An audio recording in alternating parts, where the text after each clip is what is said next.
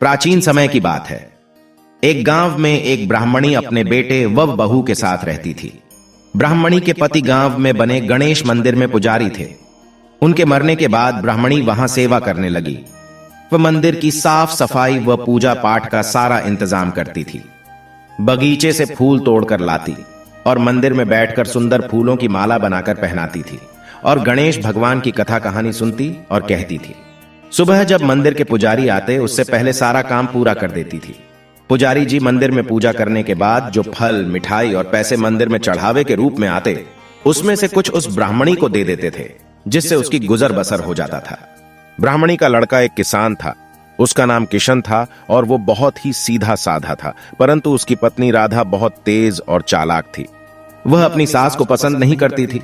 ब्राह्मणी दोपहर को घर आती तब राधा मंदिर से लाए हुए मिठाई और फलों को छुपाकर अपने कमरे में रखा आती थी और सूखी रोटी व पानी मिली हुई सब्जी ब्राह्मणी के सामने लाकर रख देती थी।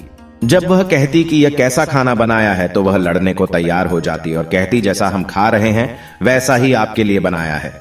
पर असलियत में उसने कुम्हार से खाने की हांडी ऐसी बनवाई थी जिसमें 2 भाग थे। वह एक तरफ अपनी सास के लिए सब्जी बनाती और दूसरी तरफ अपने लिए और अपने पति के लिए बनाती थी। जब परोसती तो सास को पानी मिली सब्जी देती। ब्राह्मणी थोड़ा खाना खाकर संतोष कर लेती और दिन रात गणेश भगवान से प्रार्थना करती, हे प्रभु, मेरे परिवार पर कृपा बनाए रखना। ब्राह्मणी पूरा दिन गणेश भगवान के भजन करने में निकाल देती। गणेश भगवान की कृपा से किशन का कारोबार अच्छा चल रहा था। वह शाम को काफी पैसे लेकर आता था, परंतु राधा किसी को भनक नहीं लगने देती थी। वह हमेशा गरीबी का रोना रोती रहती थी। इसी कारण उसकी सास परेशान होकर गणेश भगवान से प्रार्थना करती। ऐसे ही समय बीत रहा था। एक दिन उसके घर के द्वार पर एक बूढ़े ब्राह्मण आया और भिक्षा मांगने लगा। राधा ने उसे कहा कि वह अपने खाने के लिए नहीं है, तुम्हें जहां से आए हो वहीं पर लौट जाओ। तब ब्राह्मणी ने मंदिर से लाए हुए प्रसाद उस ब्राह्मण को दे देती है। यह देखकर ब्राह्मण बहुत खुश होता है। जब वह से जा रहा था तो तभी किशन वहां आ गया। उसने ब्राह्मण का आदर सत्कार किया और उनसे आग्रह किया कि आप हमारे यहां आज भोजन करें। ब्राह्मण ने मना किया पर वह नहीं माना।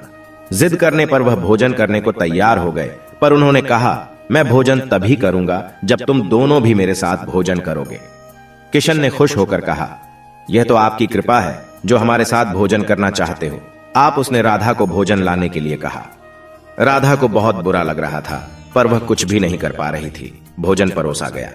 तब किशन ने कहा, हे गुरुजी, पहले आप भोग लगाइए, तब हम भोजन शुरू करेंगे।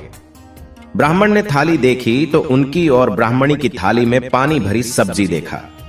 वह किशन की थाली में घी से भरी सब्जी देखी।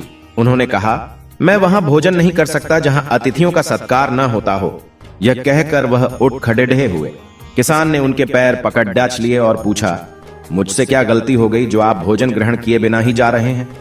बूढ़े ब्राह्मण ने कहा, गणेश भगवान का तुम पर विशेष कृपा है, पर तुम खुद घी में बनी सब्जी खा रही हो और रोज अपनी मां को पानी मिली सब्जी देती हो, जिससे वह आधा पेट खाना खाकर रह जाती है। किशन ने कहा, पर हमारे यहां तो एक ही हांडी में खाना पकता है। किशन ने ध्यान से देखा तो तीनों थालियों में अलग अलग तरह के भोजन थे। उसने रसोई में जाकर देखा तो उस हांडी में अलग अलग सब्जी थी। उसे राधा पर बहुत क्रोध आया और राधा को घर से निकल जाने के लिए कहा। राधा बूढ़े ब्राह्मण के पैरों में गिर गई और माफी मांगने लगी। तभी वह बूढ़े ब्राह्मण भेष बदलकर गणेश भगवान के रूप में प्रकट हुए और उन्होंने कहा, तुम्हारे घर में जो भी धन दौलत है वह तुम्हारे सास के पुण्य के कारण है। तुम्हारे कर्मों के कारण तो तुम्हें भोजन भी नहीं मिल सकता। किशन ने गणेश भगवान के पैर पकड़ लिए और रोने लगा। उसने कहा, प्रभु, मुझे माफ कर दीजिए, इन सब के बारे में मुझे पता नहीं था। बुढ़िया भी गणेश भगवान के पैरों में गिर गई और अपनी बहू बेटी के लिए माफी मांगने लगी। गणेश भगवान ने कहा, जिस घर में बुजुर्गों का सम्मान नहीं होता है वह कपट होता है, वहां मेरा वास नहीं होता है। इसलिए तुम आज से अपनी मां का खूब सेवा करना और इन्हीं के हृदय में गणेश भगवान का वास समझकर यदि तुमने ऐसा किया तो 1 वर्ष के बाद तुम्हारे घर में 4 गुना धन वर्षा होगी। यह कहकर गणेश भगवान अंतर्ध्यान हो गए।